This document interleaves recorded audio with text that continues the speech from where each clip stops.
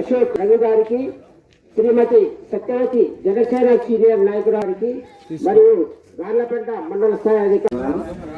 ఇంకా గ్రామాల్లో సీసీ రోడ్లు కొంచెం బ్యాలెన్స్ ఉన్నాయి. సింగాని వారిపల్లిలో కొన్ని కారణాల వల్ల కొందరు రైతులు అడ్డపడము, ఆ ఊళ్ళో రోడ్లే లేవు. దాని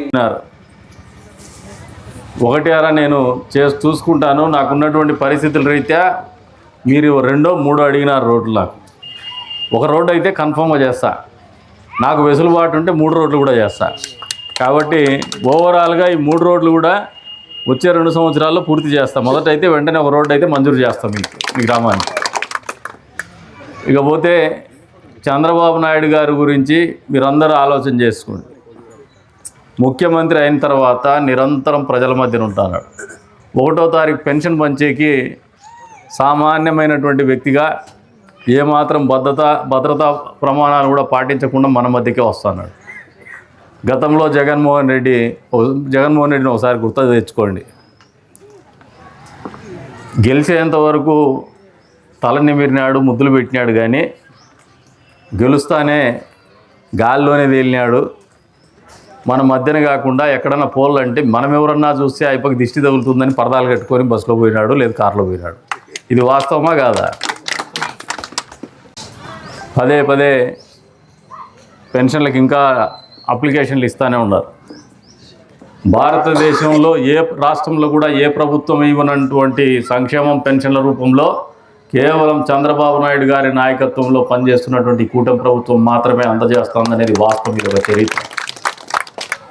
4,000 రూపాయలు, 6,000 రూపాయలు, 15,000 రూపాయలు అనేది పెన్షన్లు ఎప్పుడైనా ఎవరైనా ఊహించుకున్నారా? ఒక్కసారి ఆలోచన చేసుకోండి. మీ ఇంట్లో బిడ్డలకు జీతం ఇచ్చినట్టు చంద్రబాబు నాయుడు గారు మీ వృద్ధాప్యంలో కావచ్చు, మీ అంగవైకల్యంలో కావచ్చు, అదే రకంగా మీరు అచేతన వ్యవస్థలో మంచం మీద పడినటువంటి పరిస్థితుల్లో మీకు చేదోడు వాదోడుగా డబ్బు అందిస్తున్నటువంటి పరిస్థితులను ఎప్పుడు కూడా మీరు సహృదయంతో అర్థం చేసుకోవాలా, గుర్తుపెట్టుకోవాలని చెప్పేసి కూడా కోరుతూ ఉండాలి. అంతేకాకుండా ఈ రోజున ఆర్డీఎస్ఎస్ వస్తూ ఉంది కరెంటు సమస్యల గురించి. ఇంకా గ్రామీణ ప్రాంతంలో కొద్ది వరకు నాయకులు దాని గురించి అవగాహన పెంచుకోండి. ఈ ఆర్డీఎస్ఎస్ని మీరు ఎంత చొరవ తీసుకుని అంత పని చేసుకుంటే మీకు ఇళ్ళ మీద కరెంట్ లైన్లు, లో వోల్టేజ్ సమస్య, 3 ఫేజ్ కరెంటు, ఇవన్నీ కూడా మీకు అందుబాటులోకి వచ్చేటువంటి పరిస్థితులు ఉంటాయి. కాబట్టి ఆర్డీఎస్ఎస్ వచ్చినప్పుడు మాత్రము మీరు స్పీడప్ చేసుకోండి, త్వరితగతిన పనులు చేయించుకోమని చెప్పేసి కూడా కోరుతూ ఉన్నారు. అటువంటి చర్యలు తీసుకుంటామని చెప్పేసి కూడా ఈ సందర్భంగా తెలియజేస్తా ఉన్నాం. అంతేకాకుండా ఊర్లో ఉన్నటువంటి గ్రామీణ ప్రాంతంలో ఉన్నటువంటి రోడ్లు పూర్తి స్థాయిలో వచ్చే రోజుల్లో, వచ్చే ఎలక్షన్స్ లోపల కంప్లీట్ చేస్తామని చెప్పేసి కూడా ఈ సందర్భంగా తెలియజేస్తాను. ఎందుకంటే రాష్ట్ర ప్రభుత్వ ఆర్థిక పరిస్థితి మీకు అందరికీ కూడా తెలిసిండేది. పెన్షన్లు ఇంత పెద్ద ఎత్తున ఇస్తూ ఉన్నారు.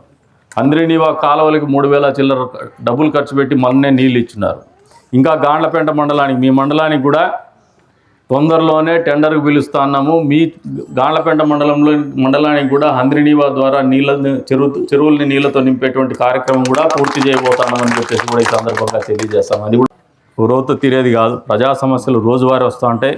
ఎప్పటికప్పుడు మీ సమస్యల పరిష్కారానికి ఈ ప్రభుత్వంలో ప్రజాప్రతినిధులుగా ఉన్నటువంటి మేము, ఈ ప్రభుత్వంలో భాగస్వాములైనటువంటి అధికారులు నిరంతరం పనిచేస్తామని చెప్పేసి కూడా ఈ సందర్భంగా తెలియజేసుకుంటూ, వర్షాకాలానికి మీ గ్రామాలకు కూడా అందరినీవా నుంచి నీళ్ళు వచ్చేటువంటి కార్యక్రమం పూర్తి అవుతుందని చెప్పేసి కూడా ఈ సందర్భంగా తెలియజేస్తాను. పనులు కూడా పూర్తి చేస్తాం, నీళ్ళు కూడా ఇస్తాం వచ్చేవారు. ఇప్పుడు ఏదైతే నీళ్ళు ఇస్తున్నామో ఆ సీజన్కి